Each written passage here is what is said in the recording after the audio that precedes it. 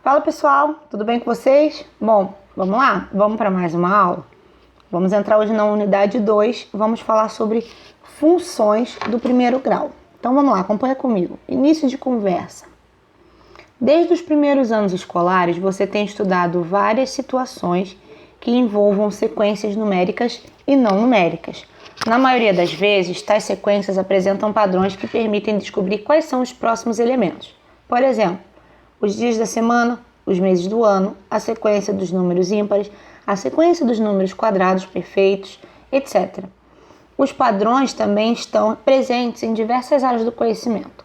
Desde a antiguidade, estudar padrões e criar modelos matemáticos para eles instigou o homem.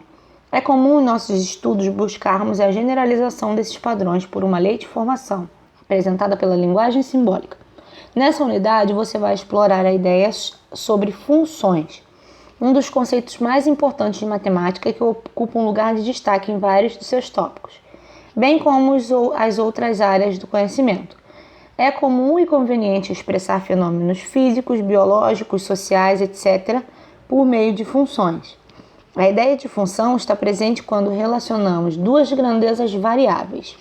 Um exemplo bem comum com o qual nos deparamos diariamente é quando vamos abastecer o carro num posto de combustível. O preço a pagar é dado em função do número de litros comprados, ou seja, o preço a pagar depende do número de litros comprado. Supondo que a gasolina custe R$ 3,79 por litro, a fórmula que indica o preço a pagar em função da quantidade de litros é indicada por R$ 3,79 por litro. O C, que representa a quantidade de combustível, é simbolizado pela função 3,79 para cada litro. Então, se a gente chamar o litro de Q, a gente vai fazer 3,79 vezes Q. Supondo que são 10 litros, 3,79 vezes 10. 20 litros, 3,79 vezes 20. Agora, acompanhe, mais um exemplo de função. Veja a tabela a seguir que relaciona a medida do lado de um quadrado com o seu perímetro. Então vamos lá. O que é o perímetro? Só para a gente recordar, é a soma de todos os lados de uma figura, ok? Então vamos lá. Temos aí um quadrado que mede o lado igual a 1. O perímetro vai ser 4. Se o quadrado mede o lado 2, o perímetro vai ser 8. Se o quadrado mede 2,5, o perímetro vai ser 10. Se o lado do quadrado mede 3, o perímetro vai ser 12. Se o lado do quadrado mede L, o perímetro vai medir 4 vezes o L, porque um quadrado possui 4 lados, tá, gente? Quando variamos a medida do lado de um quadrado, seu perímetro também varia. Dizemos então que o perímetro de um quadrado é dado em função da medida do seu lado, isto é, o perímetro depende da medida do lado. A fórmula que indica o perímetro em função da medida do lado de um quadrado é dado por perímetro é igual a 4 vezes o número de lados, tá? A medida do lado, no caso. Essa fórmula também é conhecida como lei da função. Como depende da medida do lado, o perímetro é a variável dependente. A medida do lado, como é de livre escolha dentre os números mais positivos, é chamado de variável independente, tá? Então, quando a variável depende de uma outra variável, é a dependente, e se ela não depende de nenhuma, é independente. Agora é com você, vamos lá, vamos juntos. Pedro e seus colegas da sala estão utilizando palitos de fósforo para construírem a sequência de triângulos apresentados abaixo. Conte o número de triângulos e o número de palitos em cada construção, em seguida complete a tabela. Vamos lá. Primeiro, figura tem um triângulo, formado por 3 palitos, certo? Na segunda figura,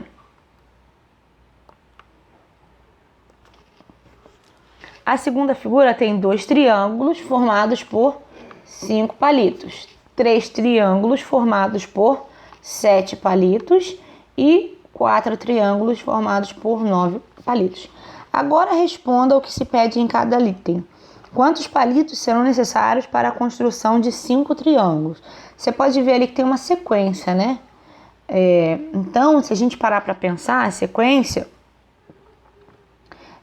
para um triângulo você usou 3 palitos. Aí para fazer 2, você usou 2 palitos a mais. Para fazer 3, você usa 2 a mais. Aí para fazer 4, você usa 2 a mais, certo? Do que o triângulo anterior, do que a figura anterior. Então, para fazer a próxima figura, é só você botar 2 a mais no 9, que vai dar 11 palitos, né? Você deve ter percebido que existe um padrão, ou seja, uma regularidade. Está acontecendo uma coisa em todas as situações, né? Na construção desses triângulos. Escreva uma sentença que relacione o número de palitos em função da quantidade de triângulos, ok? O número de palitos de acordo com a quantidade de triângulos. Com a quantidade de triângulos. Vamos lá. A função que eu vou escrever vai ser assim, ó. A quantidade de palitos depende de 2 triângulos mais 1. Vamos lá. 2 triângulos mais 1. A quantidade de palitos depende de 2 triângulos mais 1. Mais uma unidade, tá?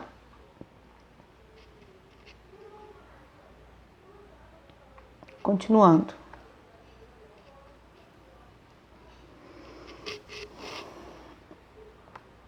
Use a sentença que você escreveu no item anterior para determinar o número de palitos para construir 8 triângulos. É só você pegar a formulazinha que a gente escreveu na página anterior e substituir o T de triângulos pelo valor que está ali, ó, 8.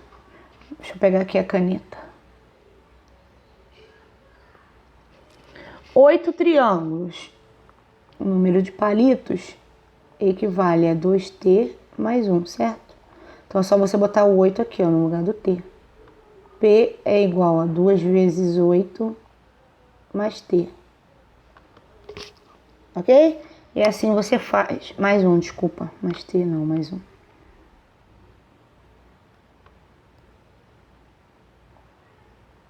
Duas vezes 8, 16. 16 mais 1, 17. Então vão ser necessários 17 palitos. Observe os valores cobrados por um posto de gasolina. Gasolina, R$ 3,59 por litro. Lavagem, R$ 25,00. Responda o que se pede em cada item. Quanto gasta uma pessoa que coloca 30 litros de gasolina e lava o carro? É só você fazer 30 vezes R$ 3,59 mais R$ 25,00 de lavar o carro. Roberto completou o tanque de combustível e mandou lavar o carro. Pagou o valor de R$ 96,80. Quantos litros de gasolina foram colocados no carro de Roberto? Bom, ele pagou R$ 96,90. Só que ele mandou lavar, né? Então eu vou tirar R$ 25,00 da lavagem.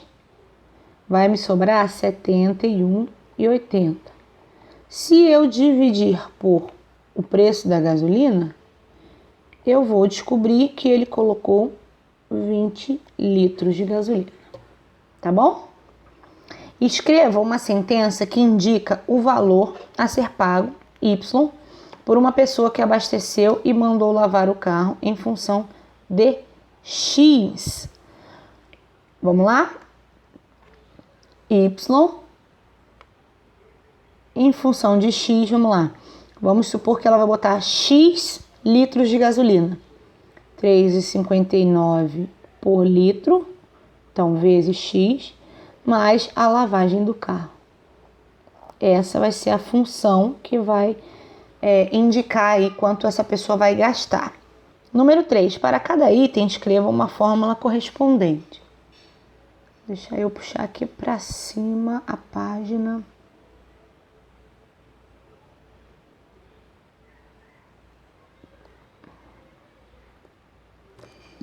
O valor do perímetro de um quadrado de lado medindo x. Como é que a gente calcula o perímetro? Perímetro é igual a 4 vezes a medida do lado. 4x, tá? O valor da área de uma região retangular de base A e altura B.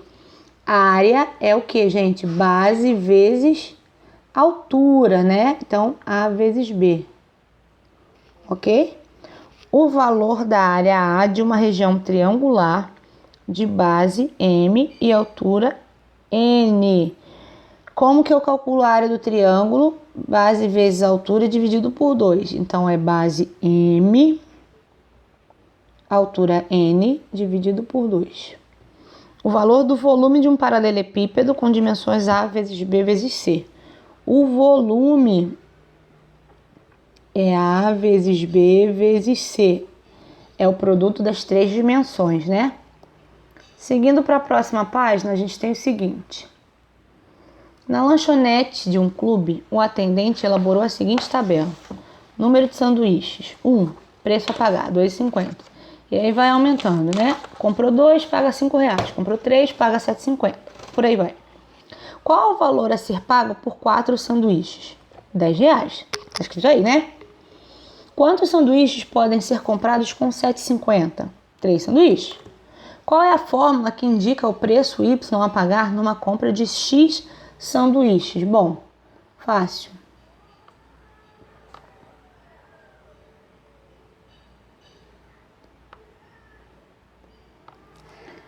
O valor Y depende de quantos sanduíches você compra, sendo que cada um dele vale R$ 2,50.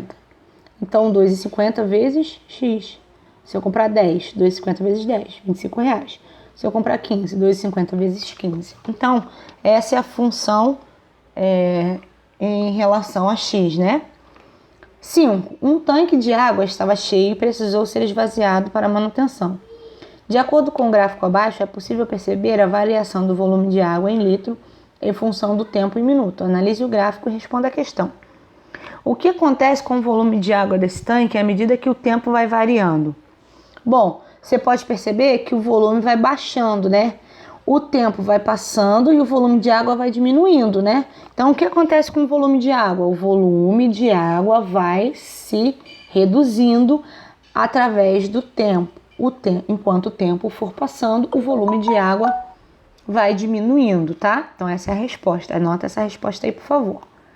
Próxima página. Vamos continuar. Qual é o volume em litros do tanque após 10 minutos do início de esvaziamento? Bom, você vai perceber lá que ele começou a esvaziar, passou 5, passou 10, né? E ele vai bater exatamente quando ele estiver no 10, ele vai bater no 200. Então, qual era o nível? 200. Escreve aí na letra B.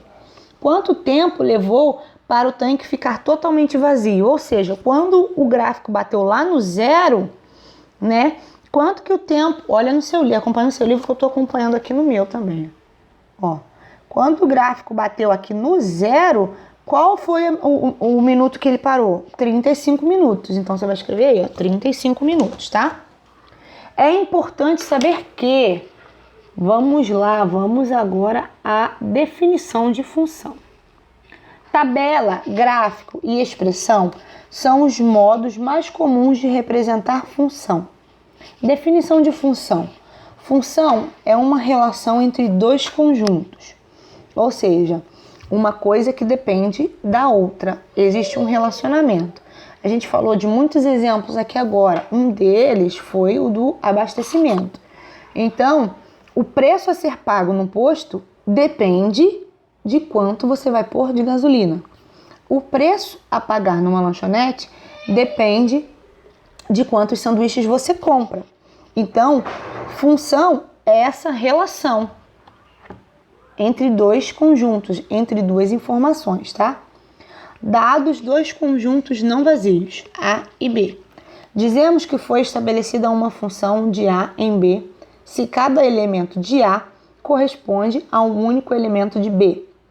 Também podemos representar uma função por meio do diagrama de setas. Esse diagramazinho, gente, é feito com dois conjuntos e para cada elemento de um conjunto, você tem que receber uma seta lá no outro conjunto, ok? Só é estabelecida uma função nessa maneira. Note que cada elemento de A é origem de uma única seta. A expressão que indica a função de A em B, no primeiro exemplo, pode ser representada por x mais 1. Y igual a x mais 1. No conjunto A, temos os valores de x. No conjunto B, temos os valores de y. Sempre assim, gente. X. Então, vamos lá. Dada a função x mais 1, eu tenho a função x mais 1. Y igual a x mais 1. Qual vai ser o primeiro valor de x que eu vou atribuir? Você que atribui, você que escolhe. Então, vamos lá. Vamos supor que o primeiro valor de x seja o 4. Está lá o primeiro elemento do conjunto A. Se eu vou aplicar a função x mais 1, se 4 é x, 4 mais 1 é igual a 5. Então, qual vai ser o valor de y lá no elemento B? 5. Então, quando x é 4, y é 5. E aí, aqui você vai fazer uma seta ligando o 4 até o 5.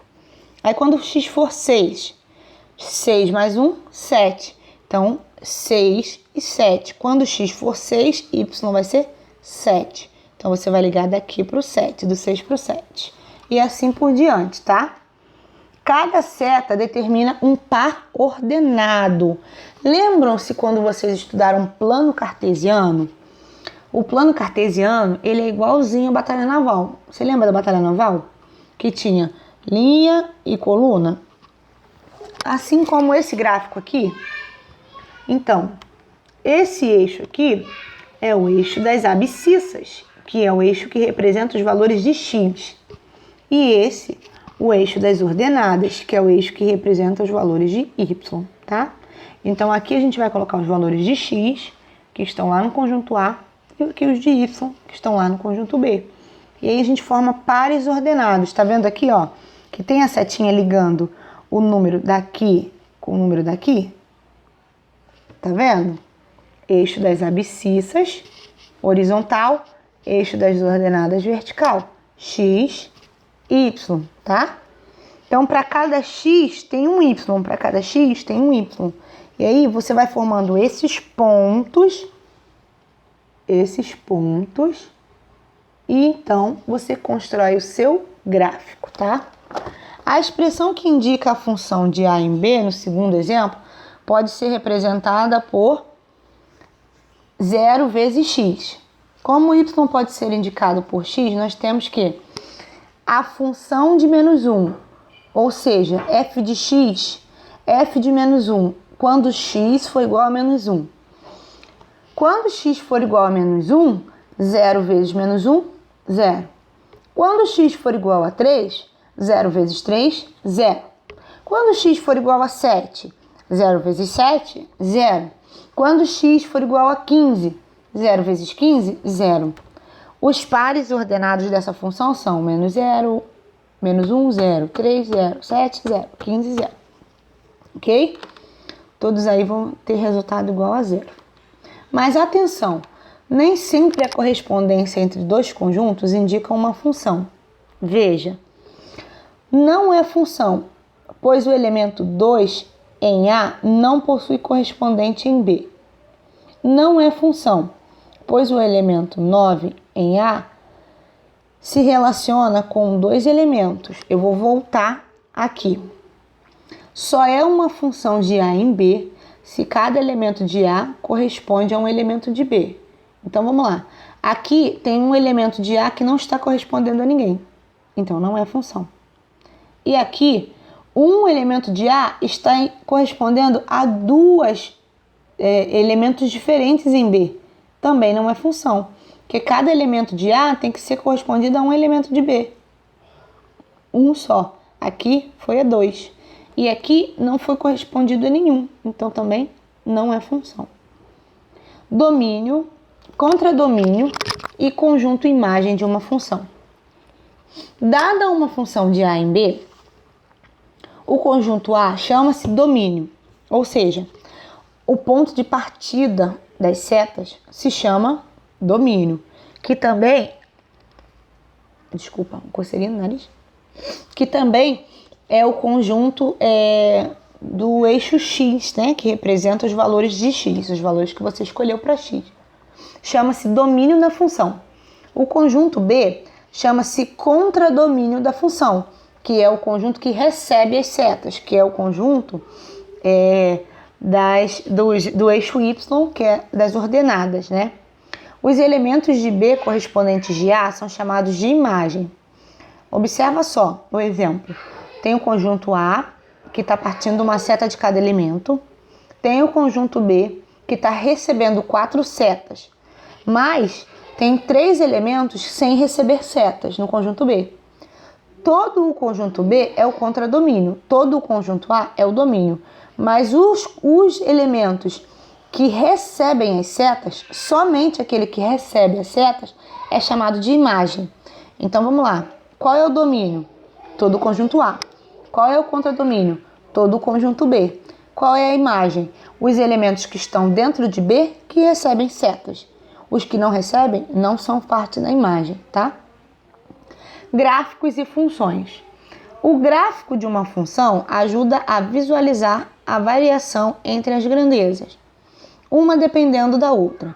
As atividades que você trabalhou e os exemplos apresentados são casos de função afim, também conhecida como função do primeiro grau. São funções cujos gráficos são retas.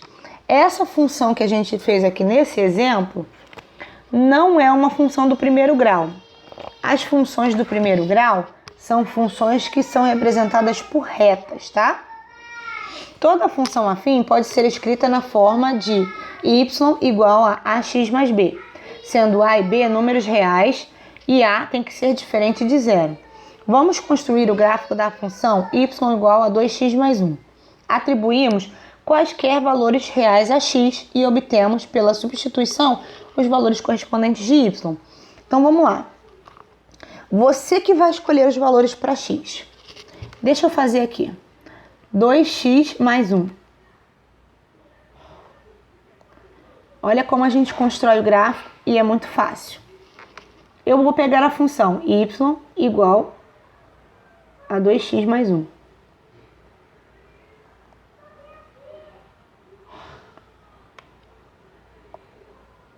Eu também posso escrever, ao invés de y, f de x.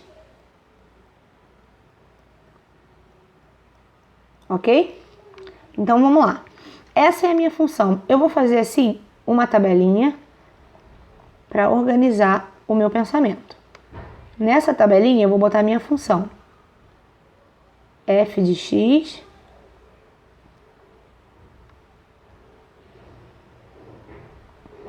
que são os valores que eu vou escolher para x.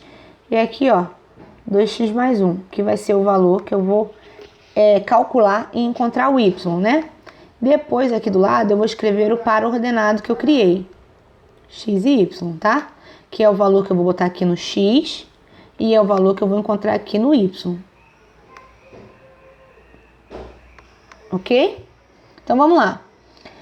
Qual o valor que eu vou encontrar para o x? Vou botar aqui x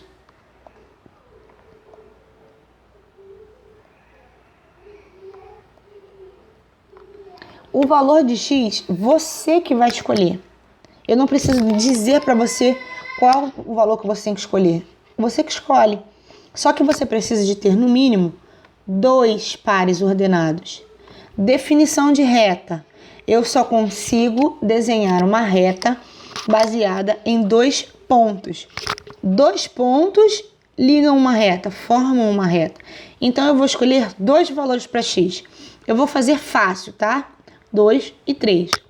Quando x é 2 e quando x é 3. Então, no meu par ordenado, eu vou ter x igual a 2 e x igual a 3. Só que vamos lá, a minha função é 2x mais 1. Quando x for 2, qual vai ser o meu y? Se a minha função é 2x mais 1, eu vou substituir x por 2. Vai ficar 2 vezes 2 mais 1. 2 vezes 2, 4, mais 1, 5. Então, quando x for 2, y vai ser 5. Então, meu par ordenado vai ser 2 e 5. E quando x for 3? 2 vezes 3 mais 1 é a minha função, certo? 2 vezes 3, 6, mais 1, 7. 3 e 7. Agora, eu vou construir um gráfico. Vou fazer aqui o meu plano cartesiano. Aqui é x, aqui é y. Quais são os meus pares ordenados? 2 e 5, 3 e 7. O meu primeiro ponto vai estar aqui, quando x é 2, 1, 2. Y é 5, 1, 2, 3, 4, 5, 6, 7. Y é 1, 2, 3, 4, 5, 5. Então, meu primeiro ponto é esse aqui, Aí, o meu segundo ponto é, quando x é 3, y é 7. 3, y aqui é 7. Tá vendo? Esse é meu segundo ponto. Agora, se eu ligar esses dois pontos, eu criei o gráfico de uma função. É muito simples, gente. Não tem mistério. Vamos recapitular. Eu tenho a minha função f de x igual a 2x mais 1. X vai ser quem? Eu que vou escolher. Mas eu preciso ter no mínimo 2 pontos. E eu escolhi 2 e 3. Ok? Quando x é 2, qual vai ser o valor de y? É só eu substituir aqui para encontrar. Vai ser 5. Formei o primeiro ponto do meu par ordenado, 2 e 5. Desculpa. Quando x for 3, quem vai ser y? Vai ser 7. Formei o segundo ponto. 2 pontos me ajudam a construir uma reta. Venho aqui no meu plano cartesiano, marco os 2 pontos. 2 e 5 é esse ponto. 3 e 7 é esse ponto. E aí eu traço o meu gráfico. Simples. Aqui no livro, ele me dá vários valores para x. Vários, tá vendo? Menos 2, menos 1, 0, 1, 2. Mas não é necessário você fazer todos esses. Porque para você traçar uma reta, você só precisa de 2 pontos. Então, você não tem a necessidade de desenhar todos esses pontos. Se você só tivesse escolhido aí o 1 e o 2, você já ia conseguir traçar a sua reta. Porque você ia ter o par ordenado 1 e 3 e o 2 e 5. Aí você ia lá no plano cartesiano, na outra página, e ia construir aqui, o gráfico, 1 e 3, 2 e 5, ia ter esses dois, você ia ter esses 2 pontinhos e era só traçar essa reta. Não tinha necessidade de você traçar todos esses pontos aqui, você só precisa de 2 pontos, tá? Então, pessoal, essa foi a nossa aula de hoje. Eu espero que vocês tenham gostado. Um beijo, fiquem com Deus e até a próxima. Tchau!